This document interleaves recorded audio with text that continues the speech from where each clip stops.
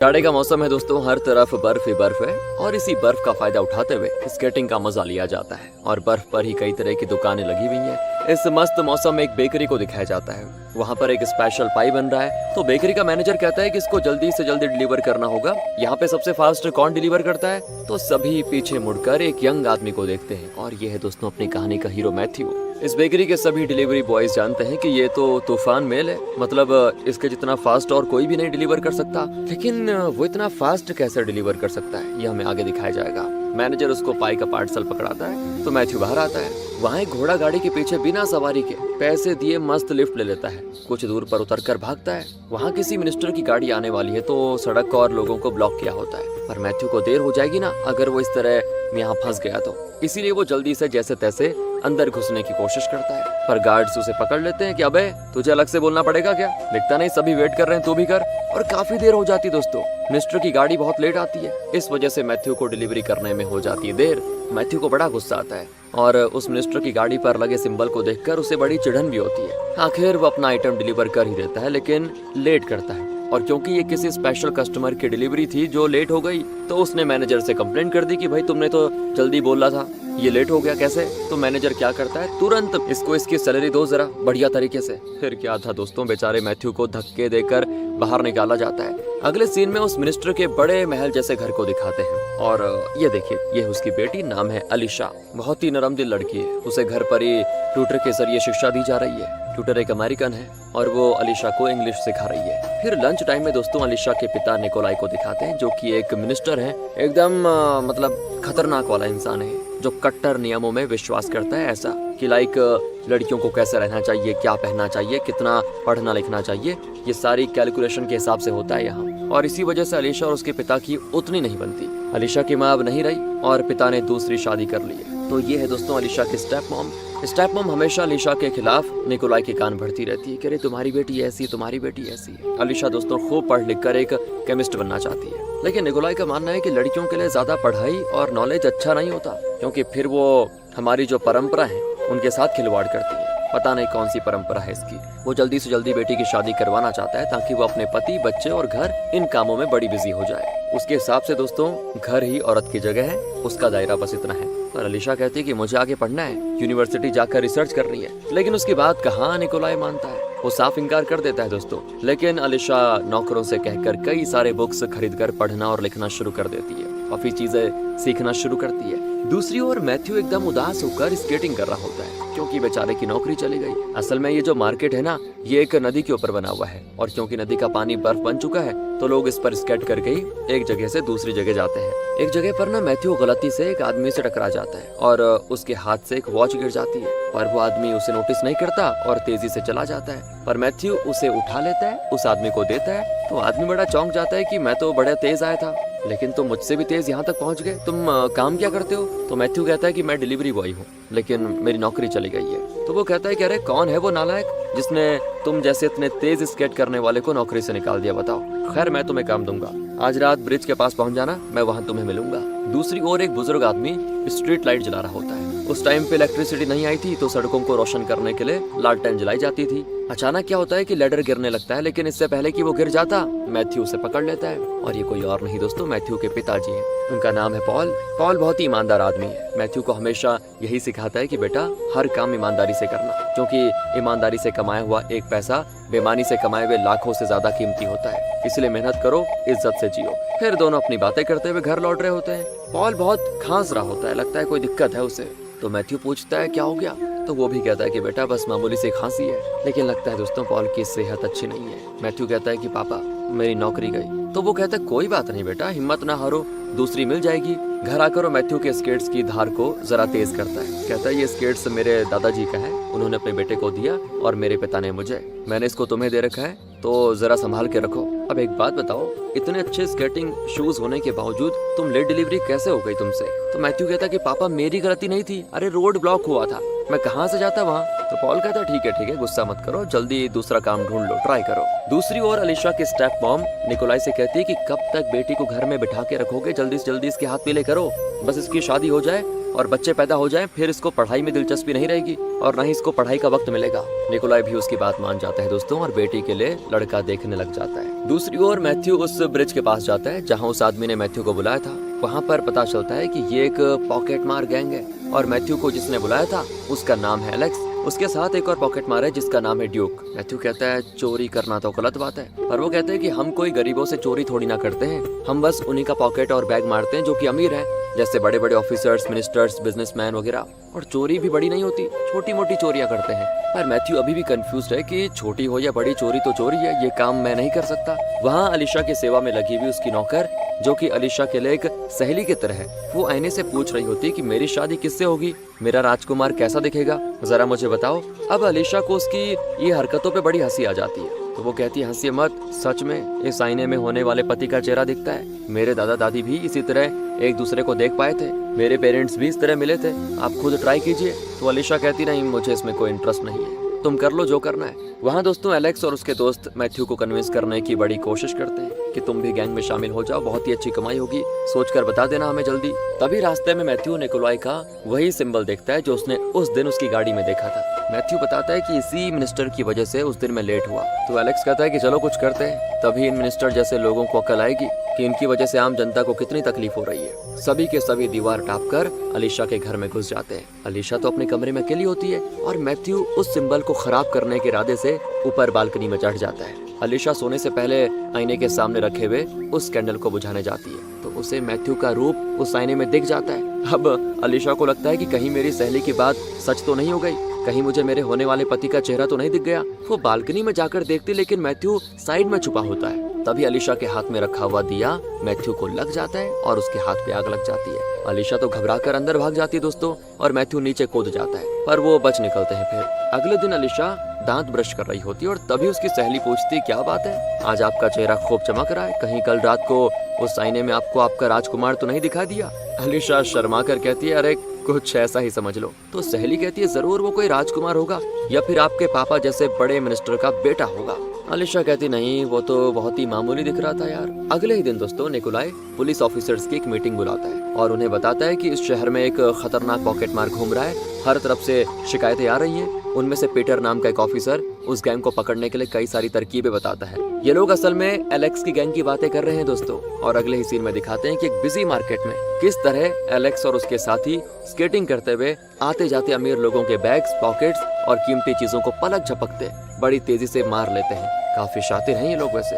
असल में मैथ्यू ने भी इस गैंग को ज्वाइन करने का फैसला कर लिया है दोस्तों, क्योंकि उसे कहीं नौकरी नहीं मिल रही, तो यही उसको दिख रहा है पैसे कमाने का जरिया। तो अब ये लोग स्केटिंग करते हुए अपनी चोरियां करते हैं और चोरी का माल वो साथ लेकर भागते नहीं, बल्कि वहीं एक ठेले वाले के पास उसे छुपा के जाते हैं, ताकि अगर वो पकड़े भी गए तो चोरी का माल उनके हाथ से बरामद नहीं हो पाएगा। ठेले वाला का भी इनके साथ होता है कुछ, मतलब कमीशन टाइप का, वो भी इनका एक साथी है कह लो। और तो और वो इतनी तेजी से काम करते हैं किसी को पता तक नहीं चलता कि वो चोरी कर रहे हैं कि क्या कर रहे हैं। जरूर आगे बढ़ोगे। अगले सीन में अलीशा के घर में एक पार्टी होती है। वहाँ पीटर अपनी माँ के साथ आता है, जो कि खुद एक रॉयल फैमिली से आती है। अब इन दोनों के बीच डिस्कशन चल रहा होता है कि निकोलाई की एक बेटी है और ये सारी प्रॉपर्टीज उसी को मिलेगी। तो पीटर कहता है, अगर अलीशा से मेरी शादी हो जाए तो वो सब मुझे मिल जाएगा ना। निकोलाई और पीटर के पिता किसी जमाने में साथ काम करते थे। निकोलाई उन दोनों का स्वागत करता है। अलीशा की स्टेप मॉम तो फैसला कर ही लेती है कि अलीशा की शादी पीटर से करवा देंगे। फिर पीटर निकोलाई से कहता है कि अगले हफ्ते मेरे घर में एक पार्टी है, क्या आप अपनी बेटी को मेरी पार्टी में भेजेंगे?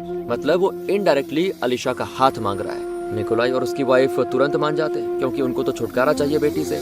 दूसरी ओर मैथ्यू पॉल को डॉक्टर के पास लेके जाता है, क्योंकि उसकी तबीयत कुछ ज्यादा ही खराब हो गई थी। तो डॉक्टर पॉल को चेक करके मैथ्यू से अकेले में बात करता है। कहता है, तुम्हारे पिता को टीबी है और काफी सीरियस है, उनके बचने के चांसेस बहुत ही कम है। मैथ्यू विनती करता है कि मैं कोई भी कीमत देने को तैयार हूँ, बस मेरे पिता को ठीक कर दीजिए। तो डॉक्टर कहता है कि जर्मनी में एक टीबी स्पेशलिस्ट है, उन्हें यहाँ पे लाना होगा, लेकिन पैसे बहुत ही खर्च होंगे। मैथ्यू कहता है, चाहे जितना भी लगे मैं दे दूंगा, आप प्लीज उनको बुला लीजिए। अब मैथ्यू पॉल के इलाज के लिए दिन रात चोरी करता, ज्यादा से ज्यादा पैसे कमाता। इनका गैंग अपने माल एक पुराने बोट में रखता, रात को सब इकट्ठा होकर चोरी का माल आपस में बांट लेते। तभी मैथ्यू के माल में 2 इनविटेशन कार्ड मिलते हैं। असल में ये पीटर की पार्टी का इनविटेशन कार्ड है, शायद मैथ्यू ने किसी के बैग से इसे मार लिया था। एलेक्स कहता है कि मैं और मैथ्यू पार्टी में जाएंगे। तो ड्यूक चिढ़ जाता है कि मैथ्यू तो नया है, उसे ये मौका क्यों मिल रहा है, मैं जाऊंगा पार्टी में। पर एलेक्स कहता है कि तुम्हारा थोपड़ा देखते ना वो जान जाएंगे कि तुम चोर हो। मैं और मैथ्यू बड़े घर के लगते हैं, इसीलिए हम जाएंगे। अगले सीन में बिल्कुल ये लोग पार्टी में बढ़िया तैयार हो लेते हैं।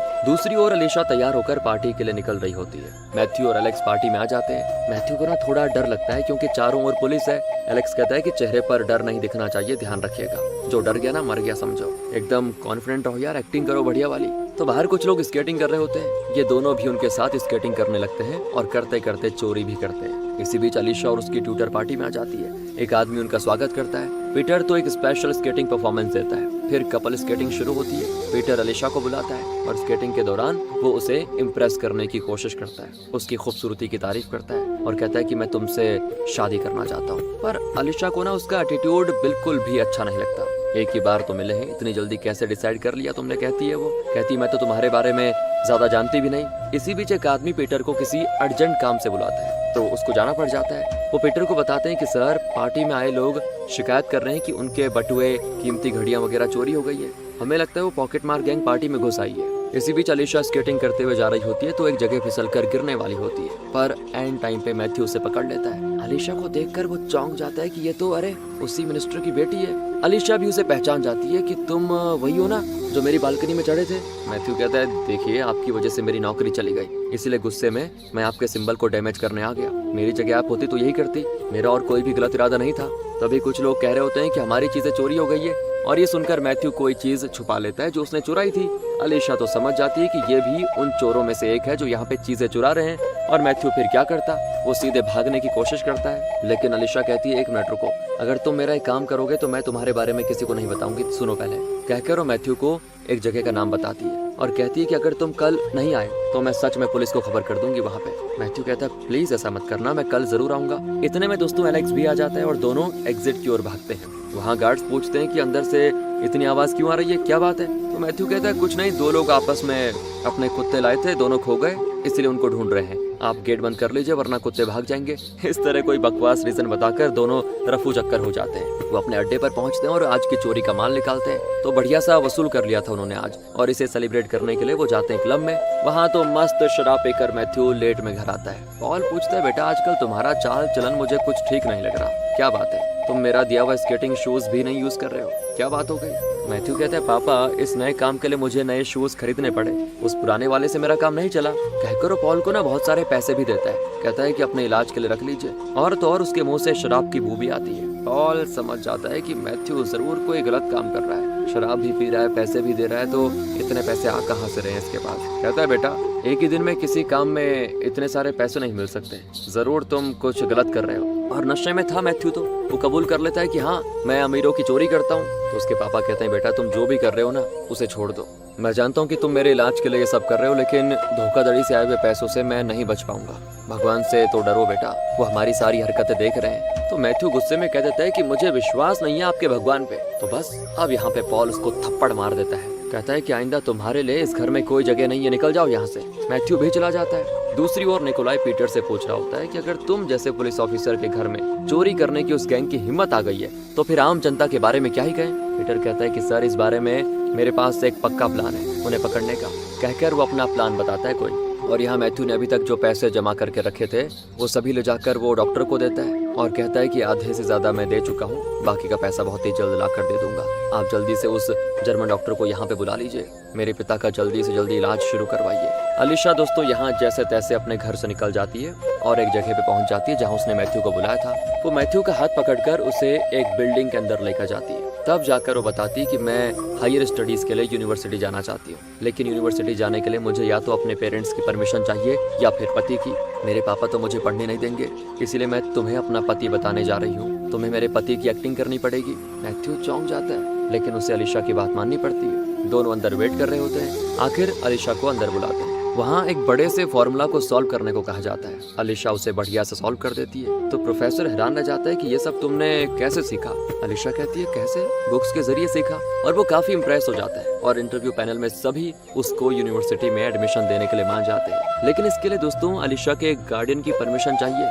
अलीशा कहती है एक्चुअली मेरे पति मेरे साथ आए हुए हैं। तो मैथ्यू को बुलाया जाता है, लेकिन क्योंकि मैथ्यू और अलीशा ने कोई तैयारी नहीं की थी तो वो अलग अलग जवाब देते हैं। वो लोग पूछते हैं कि आप दोनों की कब और कहाँ शादी हुई थी, तो दोनों अलग अलग जगह और तारीख बताते हैं। और वो लोग समझ जाते हैं कि अलीशा झूठ बोलकर मैथ्यू को यहाँ पर लेकर वो अपनी कान की बालियां उसे थमाकर जाने लग जाती है। पर मैथ्यू भी घोड़ा गाड़ी में चढ़ जाता है और कहता है कि तुमने मुझे समझ के क्या रखा हुआ है? क्या मैं फुल टाइम चोर दिखता हूँ तुमको? तुम अगर मुझे पहले बता देती कि मुझे क्या क्या बोलना है या मुझे तुमने क्यों बुलाया तो मैं पूरी तैयारी करके आता। और ये लो, नहीं चाहिए मुझे बालियां। और हाँ, तुम मुझे जिस तरह का चोर समझ रही हो ना, मैं वैसा नहीं हूँ। मैं तुम लोगों की तरह गरीबों का पेट नहीं मारता, सिर्फ अमीरों की चोरी करता हूँ। अलीशा चौंक जाती कि तुमसे किसने कह दिया कि हम गरीबों को तकलीफ देकर पैसा कमा रहे हैं? तो मैथ्यू कहता है तुम्हें क्या लगता है तुम्हारा महल जिसमें तुम रहती हो वो मेहनत के पैसों से बना हुआ है? तुम्हारे दादाजी ने कितने लोगों को गुलाम बना के रखा था, ये बात पूरा शहर जानता है। अरे कितने गरीब लोगों से उनका हक छीनकर उन्होंने वो घर बनाया, सब जानते हैं। पूरा शहर जानता है कि तुम्हारा परिवार इतना अमीर कैसे बना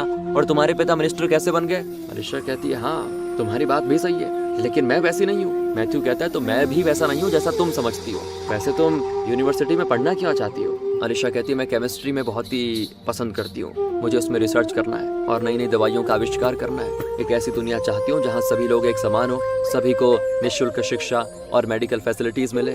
उसकी बातों से अब मैथ्यू इम्प्रेस हो जाता है और समझ जाता है कि ये अपने बाप की तरह तो बिल्कुल भी नहीं है। फिर दोनों अलीशा के घर जाते हैं। अलीशा कहती है कि तुम मेरे लिए उतनी दूर आए, उसके लिए तो तुम ये रख ही लो, कहकर वो फिर उसे अपने कान की बालियां देती है। मैथ्यू कहता है तुम ये रख लो, अगर तुम मेरे लिए कुछ करना ही चाहती हो तो कल मेरे साथ बाहर चलोगी क्या? अलीशा कहती कहीं तुम मुझे डेट पे तो नहीं बुला रहे?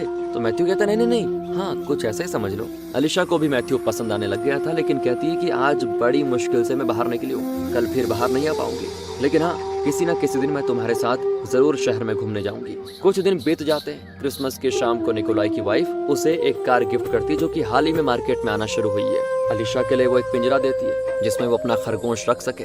दरअसल स्टेप मॉम को खरगोश का घर में यहाँ वहाँ घूमना अच्छा नहीं लगता, इसीलिए पिंजरे में बंद करने के लिए ये गिफ्ट दे रही है पिंजरा। फिर सभी कार में किसी पार्टी के लिए निकल रहे होते हैं और अलीशा कहती है मुझे नहीं आना, आप लोग जाइए। और उनके जाने के बाद अलीशा अपने कमरे में कुछ पढ़ रही होती है, तब उसकी खिड़की पर छोटे छोटे कंकड़ मारे जाते हैं। वो समझ जाती है जरूर मैथ्यू आया होगा, उसे पता चल गया था ना अलीशा घर में अकेली है। अलीशा उसको बाहर आकर डांटती भी, क्या कर रहे हो पॉकेट मार? तो मैथ्यू हंसता है, कहता है कि आज तो तुम्हें रोकने के लिए घर पे कोई नहीं है, चलो ना शहर घूमते हैं। पहले तो वो डरती है, लेकिन मैथ्यू उसको हिम्मत देता है तो मान जाती है वो, और एक रस्सी से मैथ्यू उसको नीचे उतारता है। अगले सीन में दोनों एक जगह पे स्केटिंग कर रहे होते हैं और आज पूरे शहर में क्रिसमस बड़ी धूमधाम से मनाया जा रहा है, उसमें ये दोनों भी शामिल होते हैं। अलीशा को तो बढ़िया वाली आजादी महसूस होती है दोस्तों, क्योंकि उसके लिए उसका घर एक पिंजरा बन गया था जहाँ वो बेचारी अकेली नहीं रह पा रही थी। हर वक्त अपने पिता और गार्ड्स की निगरानी में उसको दिक्कत होती थी, लेकिन आज बड़ा एंजॉय करती है और मैथ्यू का साथ उसे बड़ा अच्छा लगता है। इतने में एलेक्स अपनी गर्लफ्रेंड के साथ वहाँ पे आ जाता है और वो भी बड़ा खुश है कि मैथ्यू को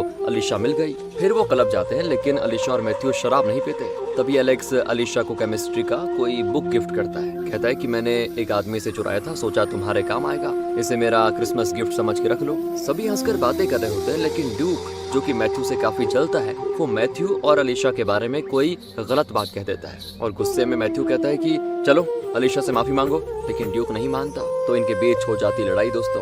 फिर वो तो एलेक्स आता है, उन दोनों को अलग करता है। आखिर मैथ्यू अलीशा को उसके घर पे सेफ पहुंचा देता है। अलीशा कहती है कि आज का दिन मेरी लाइफ का ना सबसे अच्छा दिन था, मैं इतनी खुश पहले कभी नहीं थी। अगर लास्ट में लड़ाई नहीं होती तो सच में यार ये दिन और भी परफेक्ट होता। तुम्हें चोट तो नहीं आई ना?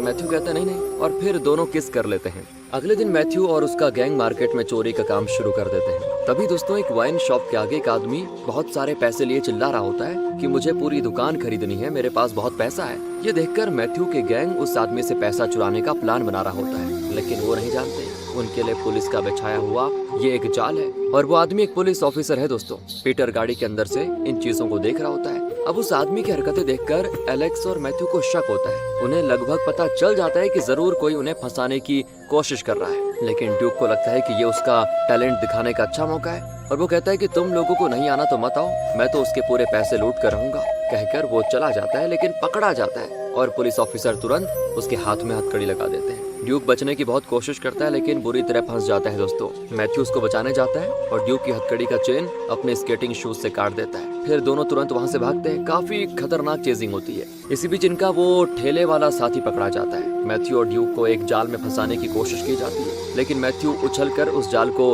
ऊपर खींच लेता है और तभी ड्यूक नीचे से स्केटिंग करते हुए बच निकलता है। बहुत ही बढ़िया स्टंट सीन था दोस्तों ये। फिर दोनों एक ब्रिज के नीचे से गुजरते हुए 1900 का बोर्ड उखाड़कर उस रास्ते को ब्लॉक कर देते हैं। इस तरह तो बच जाते हैं पुलिस से। तो यहाँ पर ड्यूक अब मैथ्यू को थैंक करता है कि भाई मैं तुमसे जलता था, तुमसे कल मेरी लड़ाई भी हुई थी लेकिन फिर भी तुमने मुझे बचाया, सच में यार तुम एक बढ़िया दोस्त हो, माफ कर दो मुझे। तो मैथ्यू कहता है कोई बात नहीं, अब हमें अलग अलग रास्ता पकड़ना पड़ेगा वरना पकड़े जाएंगे। दोनों निकल जाते हैं लेकिन पीटर एक हुक से मैथ्यू को पकड़ने की कोशिश करता है पर ऐन वक्त पर एलेक्स आ जाता है और पीटर के पैर पे शूट करके मैथ्यू को बचा लेता है। अब अगले सीन में पीटर को दिखाते हैं जिसका इलाज चल रहा है दोस्तों, लेकिन पीटर बड़ा खुश है कि उसने पॉकेट मार गैंग के एक आदमी को तो पकड़ ही लिया। अगले सीन में एक मैजिक शो को दिखाते हैं जहाँ पे अलीशा, उसकी ट्यूटर, स्टेप मॉम, पीटर और उसकी माँ आई होती है। तो यहाँ पीटर अलीशा को किसी भी तरह से अपनी ओर अट्रैक्ट करने की कोशिश करता है, कहता है मैं तुमसे बहुत ही ज्यादा प्यार करता हूँ, लेकिन असल में उसकी नजर अलीशा के दौलत पे है, इसीलिए अलीशा उसे इग्नोर कर देती है। पर स्टेप मॉम तो ठान चुकी थी ना कि वो इन दोनों को शादी करा के रहेगी, इसीलिए वो जबरदस्ती दोनों को एक दूसरे के बगल में बैठा देती है। इतना ही नहीं, एक मैजिक ट्रिक में वो अलीशा और पीटर को हिस्सा लेने के लिए भी कहती है। स्टेज पे मजिशियन के सामने पानी होता है और उस पर आग लगी होती है ऊपर, वो पानी में अपना हाथ घुसाता है तो उसके हाथ में लग जाती है आग। सभी हैरान रह जाते हैं कि वाह क्या मैजिक है, लेकिन अलीशा जानती है कि ये एक केमिकल रिएक्शन है, मैजिक नहीं, इसीलिए वो खुद भी उसमें अपना हाथ डालती है और उसके हाथ में आग लग जाती है। तो निकोलाई घबरा जाता है कि मेरी बेटी को कुछ हो ना जाए, लेकिन तब अलीशा सभी को एक्सप्लेन करती है कि ये मेथनॉल और बोरिक एसिड के रिएक्शन से हो रहा है, ये साइंस है, इसमें कोई मैजिक नहीं है। सभी फिर अलीशा की तारीफ करते हैं, लेकिन इस मैजिक शो का इंतजाम किया था स्टेप मॉम ने, तो उसकी थोड़ी सी इंसल्ट हो जाती है और वो गुस्से में निकल जाती है वहाँ से। घर आकर निकोलाई अलीशा से कहता है कि ये सब तुमने कहाँ से सीखा। तब उसे पता चलता है कि अलीशा ने छुप छुप कर कई सारी बुक्स मंगवाई और उन्हीं को पढ़कर वो ये सब सीख रही थी। तो दोस्तों वो उसे अप्रिशिएट करने के बजाय सारे बुक्स को जला डालता है और उसकी ट्यूटर को भी नौकरी से निकाल देता है। इतना ही नहीं, अलीशा से उसका पालतू खरगोश भी छीन लिया जाता है। पर ट्यूटर अलीशा को हिम्मत देती कि बेटा ये लोग तुमसे कुछ भी छीन सकते हैं, लेकिन तुम्हारा सपना, तुम्हारा लक्ष्य, तुम्हारी नॉलेज ये कोई नहीं छीन सकता और वही तुम्हारी शक्ति है। मैं यहाँ रहूँ या ना रहूँ लेकिन तुम अपने सपने जरूर पूरे करना। अलीशा कहती मैं कभी पीछे नहीं हटूंगी, सच बता रही हूँ, अपने लक्ष्य को पाकर ही रहूंगी। कई दिनों के बाद मैथ्यू घर आता है लेकिन उसके पिता नहीं होते वहाँ पे। दरअसल उनकी सेहत बहुत ही खराब हो चुकी थी और वो चल बसे हैं दोस्तों। फिर हमें एक छोटा सा फ्लैशबैक दिखाया जाता है कि किस तरह पॉल ने बचपन में मैथ्यू को स्केटिंग सिखाया था। मैथ्यू हमेशा नीचे देखता तो पॉल कहता बेटा नीचे मत देखो, हमेशा आगे देखो और लाइफ में भी इसी तरह आगे बढ़ते रहो। ये सारी बातें सोचकर मैथ्यू टूट कर रोता है, तो अपने पिता की कब्र पे जाके रोता है और वादा करता है कि जैसा आपने कहा था मैं गलत काम नहीं करूंगा, मैं चोरी करना छोड़ दूंगा और आपकी तरह ईमानदारी की कमाई खाऊंगा। मैथ्यू एलेक्स को भी बता देता है कि अब से मैं तुम्हारी गैंग में काम नहीं करूंगा भाई, और वो भी मैथ्यू की फीलिंग्स को समझ जाते हैं। दूसरी ओर अलीशा घर से भागने की पूरी तैयारी में होती है, बाहर आ जाती है पर गेट पे ताला लगा होता है। वो गेट टाप तो नहीं सकती लेकिन अपने पापा की गाड़ी में निकल जाती है और उसी से गेट भी तोड़कर बच निकलती है। तो वो सबसे पहले मैथ्यू को ढूंढते ढूंढते क्लब में जाती है, लेकिन वहाँ पर मैथ्यू नहीं होता, पर एलेक्स की गर्लफ्रेंड जरूर होती है जो अलीशा को मैथ्यू से मिलवाने के लिए उस पुरानी बोट पे लेके जाती है जहाँ मैथ्यू अपने दोस्तों के साथ होता है। अलीशा के हाथ में दोस्तों एक पेटी होती है, वो कहती है इसमें मेरी माँ के गहने भर कर लाई हूँ, तुम अपने पिता के इलाज के लिए जितना लेना है ले लो, बाकी लेकर मैं पेरिस जाने वाली हूँ, वहाँ मैं पढ़ने जा रही हूँ। पर मैथ्यू की उदासी देखकर पता चल जाता है कि मैथ्यू के पापा चल बसे। फिर वो उसे हक करके हिम्मत देती है। फिर वो अलीशा को बोट में एक कमरा देते हैं और मैथ्यू कहता है कि आज रात तुम यहीं पे रुक जाओ, कल मैं पेरिस जाने वाली ट्रेन का टिकट खरीद कर तुम्हें पेरिस भेज दूंगा। दोनों के दिल में प्यार है लेकिन कहा नहीं जाता। मैथ्यू जाने वाला होता है तो अलीशा उसे रोक कर कहती है क्यों ना हम दोनों ही पेरिस चले जाएं, तुमने भी चोरी छोड़ दी है, तुम वहाँ कर कोई काम ढूंढ लेना, दोनों वहीं साथ रहेंगे। मैथ्यू तो कब से इंतजार कर रहा था कि अलीशा ये सब कब बोलेगी, अब उसने कह दिया तो मैथ्यू को बड़ी खुशी होती है। उस रात दोनों इंटीमेट भी होते हैं, लेकिन तभी बाहर आवाज सुनकर सब चौंक जाते हैं। असल बचने की कोशिश में बाहर कूदते हैं लेकिन पुलिस के हाथों पकड़े जाते हैं। मैथ्यू और अलीशा बोट के ऊपरी हिस्से में पहुंच जाते हैं और मैथ्यू एक रस्सी की मदद से अलीशा को दूसरी तरफ उतारने की कोशिश करता है, लेकिन तभी एलेक्स आकर मैथ्यू को नीचे धकेल देता है और अलीशा को बंदी बनाकर पीटर को धमकाता है कि मेरे साथियों को छोड़ दो वरना अलीशा को मार डालूंगा। एलेक्स जानता था कि मैथ्यू मुझे ऐसा करने नहीं देगा, इसलिए उसने मैथ्यू को तो नीचे फेंक दिया और पीटर को विश्वास ही नहीं होता कि अलीशा इन लोगों के साथ है। शक के मारे वो बाइनोकुलर से देखता है तो चौंक जाता है। उसे एलेक्स की बात माननी पड़ती है और फिर वो एलेक्स के दोस्तों को छोड़ देता है। एलेक्स यहाँ पर अलीशा से भी माफी मांगता है और धीरे धीरे उसे रस्सी से नीचे उतार रहा होता है, लेकिन बीच में ही रस्सी आग में जलकर टूट जाती है। पर मैथ्यू दोस्तों ऐन वक्त पर उसे पकड़कर बचा लेता है, सही सलामत नीचे उतार देता है। लेकिन तभी पुलिस एलेक्स और मैथ्यू पे करती है फायरिंग। मैथ्यू तो जल्दी से ऊपर आ जाता है और एलेक्स पे गुस्सा करता है कि तुमने ऐसा क्यों किया बे। लेकिन एलेक्स ने जिन दोस्तों को बचाने के लिए अलीशा को बंदी बनाया था वो बचकर भाग रहे होते हैं, पर पुलिस उन्हें पकड़ लेती है। अब इनके पास बचने का कोई रास्ता नहीं है। एलेक्स कहता है कि तुम पानी में कूद कर बच निकलो, तो मैथ्यू कहता है कि तुम भी आओ। एलेक्स कहता है कि तुम पहले कूदो, मैं आता हूँ। पर लगता है दोस्तों एलेक्स ने कोई फैसला कर लिया है। मैथ्यू तो कूद जाता है, लेकिन इतने में एलेक्स को गोली लग जाती है और वो पीछे पानी में कूद जाता है और पानी के अंदर डूबते डूबते बेचारे की जान चली जाती है। मैथ्यू बचकर किनारे पे आ जाता है। अगले सीन में पीटर अलीशा को निकोलाई के हवाले करते हुए कहता है, आपकी बेटी दूसरे देश जाने वाली थी और वो भी उन बदमाश चोरों के साथ। मुझे नहीं लगता कि अलीशा की इसमें कोई गलती थी, कहकर वो चला जाता है। दूसरी ओर मैथ्यू तट पे पड़ा होता है, एकदम फ्रीज।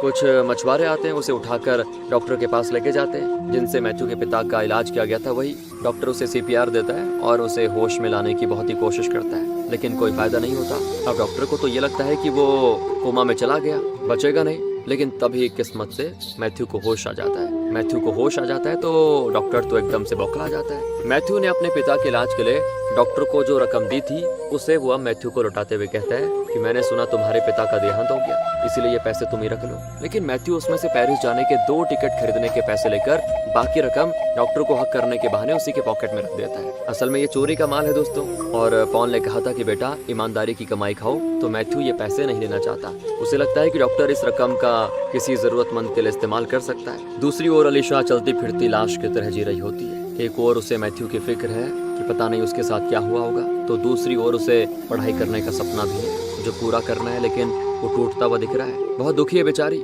ऊपर से निकोलाई ने जल्दी जल्दी उसकी पीटर से मंगनी भी तय कर दी है, और तो और उसकी स्टेप मॉम कहती है इस न्यू ईयर पे हम अलीशा की एंगेजमेंट को धूमधाम से करेंगे। न्यू ईयर का दिन भी आता है। मैथ्यू दूर से अलीशा के घर पे नजर रखे होता है। अलीशा को उसके पिता की गाड़ी कहीं ले जा रही होती है। अब ये देखकर मैथ्यू अपने पिता के दिए हुए स्केटिंग शूज पहनकर उसका पीछा करता है। वहाँ दोस्तों एंगेजमेंट फंक्शन के लिए बड़े बड़े लोग आए होते हैं, सबने ट्रेडिशनल ड्रेसेस पहने होते हैं, और मैथ्यू एक वेटर के भेस में अंदर घुस जाता है। और ये पीटर, ये तो अलीशा के आगे पीछे घूम घूम कर उसे अभी भी इम्प्रेस करने में लगा हुआ है। अलीशा का तो किसी भी चीज में जी नहीं लगता। तंग आकर कहती कि मुझे प्लीज खुली हवा में जाना है। अलीशा को वहाँ से जाते हुए मैथ्यू देख लेता है और उसके पीछे जाता है तुरंत। और जब मैथ्यू उसके सामने आकर खड़ा होता है ना, तब जाकर अलीशा के शरीर में जैसे जान आ जाती है। मैथ्यू उसको दिखाता है पेरिस के 2 टिकट्स और कहता है हम दोनों यहाँ से जाने वाले हैं, तुम जरा भी फिक्र मत करना। अलीशा को अब विश्वास हो जाता है कि वो यहाँ से बच निकल सकती है। और तब हेड वेटर आकर अलीशा से कहता है कि ये वेटर आपको तंग तो नहीं कर रहा ना।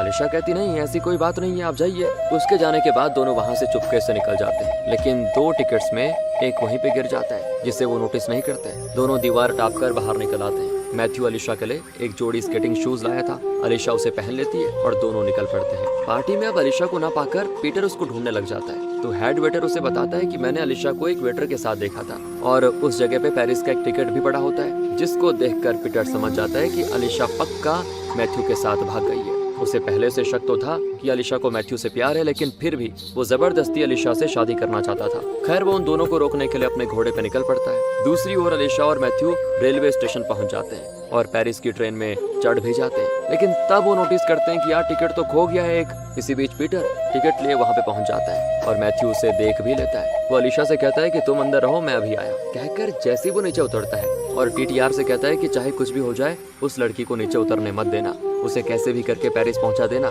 दरअसल मैथ्यू पीटर को रोकने जा रहा है दोस्तों, और वो चाहता है कि अगर मैं यहाँ खुद भी फंस जाऊं, लेकिन अलीशा नहीं फंसनी चाहिए, उसे पेरिस पहुंचना ही होगा, उसका सपना पूरा होना चाहिए। फिर वो सीधे जाता है और पीटर के सामने बिल्कुल लड़ाई हो जाती है उसकी। पीटर के पैर पे चोट भी लगी है। इसी का फायदा उठाकर मैथ्यू उसे खूब मारता है। अब ट्रेन तो निकल रही होती है। अलीशा घबराकर मैथ्यू को पुकारते पुकारते नीचे उतरने वाली होती है, लेकिन TTR उसको जाने नहीं देता, कहता है कि वो आ जाएगा, तुम मत उतरना। इसी बीच मैथ्यू जैसे तैसे पीटर को घायल करके उसके हाथ से टिकट भी छीनकर ट्रेन में तेजी से चढ़ने के लिए भागता है। बहुत कोशिश के बाद आखिरकार वो चढ़ जाता है दोस्तों, लेकिन ठीक उसी पल पीटर अपने एक साथी का रिवॉल्वर निकालकर मैथ्यू को शूट कर देता है। बेचारे की छाती पे उतर जाती है गोली। पर असल में मैथ्यू ने अपने पापा का दिया हुआ वो स्केटिंग शू अंदर रखा था। बुलेट उसके सिल्वर स्केट्स पे लगा था और मैथ्यू बच गया। मैथ्यू को लगता है जैसे उसके पिता ने उसकी जान बचाई। अलीशा की तो सांस ही रुक गई थी 2 मिनट के लिए, और मैथ्यू को सही सलामत देखकर तब उसकी जान में जान आती है। दोनों बड़े खुश होते हैं कि चलो बच गए। दोनों पेरिस के लिए निकल जाते हैं। अब यहाँ से 4 साल के बाद दिखाते हैं कि अलीशा का पिता निकोलाई उस यूनिवर्सिटी में आया जहाँ 4 साल पहले अलीशा ने एडमिशन लेने की कोशिश की थी। निकोलाई बदल चुका है दोस्तों अब। उसे अपनी बेटी की फिक्र होती है। वो प्रोफेसर से पूछता है कि मेरी बेटी कैसी है, क्या कर रही है, क्या उसने अपना सपना पूरा किया या नहीं। तो वो बताता है कि इन 4 सालों में आपकी बेटी ने न सिर्फ पढ़ाई की है बल्कि कई रिसर्च भी किए हैं, कई नए आविष्कार भी किए। फ्रांस में उसे कई अवार्ड्स भी मिले हैं और वो पहली रशियन औरत है जिसे ऐसा सम्मान मिला है। आपको तो उस पर गर्व होना चाहिए। सुनकर निकोलाई का दिल भर आता है और वो फैसला करता है कि वो अपने देश में भी ऐसा कानून लगाएगा जिससे कि लड़कियां भी यूनिवर्सिटी में पढ़ सकेंगी। अगले सीन में अलीशा को दिखाते हैं, वो यूनिवर्सिटी में रिसर्च स्टूडेंट्स को सिखा रही होती है। प्रोफेसर निकोलाई को वहाँ पे लेके आता है। अपनी बेटी को इतने सारे रिसर्च स्टूडेंट्स को सिखाते हुए देखकर उसे बड़ा प्राउड फील होता है और दुख भी होता है कि इतनी टैलेंटेड लड़की को मैंने पढ़ने से रोका और बताओ उसकी शादी करनी चाहिए। तब अलीशा भी अपने पिता को देख लेती है। उसे बड़ी खुशी होती है कि चलो कम से कम अब तो पिता ने मुझे एक्सेप्ट कर लिया। और अगले ही सीन में दिखाते हैं कि अलीशा और मैथ्यू ने शादी कर ली है। उनका एक प्यारा सा बेटा भी है। जिस तरह मैथ्यू को उसके पापा ने बचपन में स्केटिंग करना सिखाया था, उसी तरह वो अब अपने बेटे को सिखाता है। कहता है